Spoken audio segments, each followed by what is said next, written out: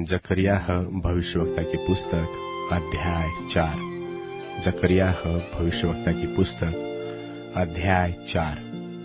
फिर जो दूत मुझसे बातें करता था उसने आकर मुझसे ऐसा जगाया जैसा कोई नींद से जगाया जाता है, और उसने मुझसे पूछा कि तुझे क्या देख पड़ता है। मैंने कहा कि एक दीवट है जो संपूर्ण सोने की है, और उसका कटोरा उसकी चोटी पर है, और इस पर उसके 7 दीपक भी है, और चोटी पर के इन दीपकों के लिए 7-7 नालियां हैं। और दीवट के पास जलपाई के 2 वृक्ष हैं, एक तो उस कटोरे की दाहिनी ओर और दूसरा उसकी बाईं ओर। तब मैंने उस दूत से जो मुझसे बातें करता था पूछा कि हे मेरे प्रभु, ये क्या है? जो दूत मुझसे बातें करता था उसने मुझको उत्तर दिया कि क्या तू नहीं जानता कि ये क्या है? मैंने कहा, हे मेरे प्रभु, मैं नहीं जानता। तब उसने मुझसे उत्तर देकर कहा, जरुब्बाबेल के लिए यहोवा का यह वचन है कि न तो बल से और न शक्ति से, परंतु मेरे आत्मा के द्वारा होगा। मुझ सेनाओं के परमेश्वर का यही वचन है। हे बड़े पहाड़, तू क्या है?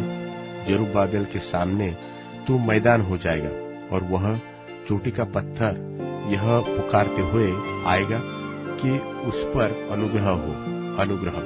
फिर यहोवा का यह वचन मेरे पास पहुंचा कि जरुब्बाबेल ने अपने हाथों से इस भवन की नींव डाली है, और वही अपने हाथों से उसको तैयार भी करेगा।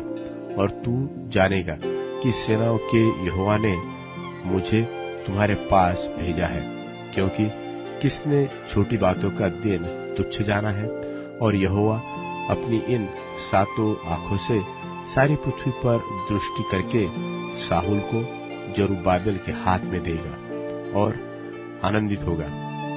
तब मैंने उससे फिर पूछा, ये 2 जलपाई के वृक्ष जो दीवट की दाहिनी और बाईं ओर है, ये क्या है?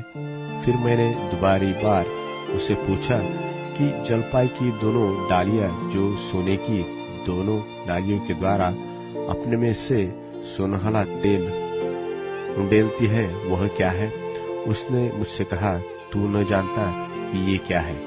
मैंने कहा, हे मेरे प्रभु, मैं नहीं जानता। तब उसने कहा, इनका अर्थ ताजे तेल से भरे हुए 2 पुरुष हैं जो सारी पृथ्वी के परमेश्वर के पास हाजिर रहते हैं।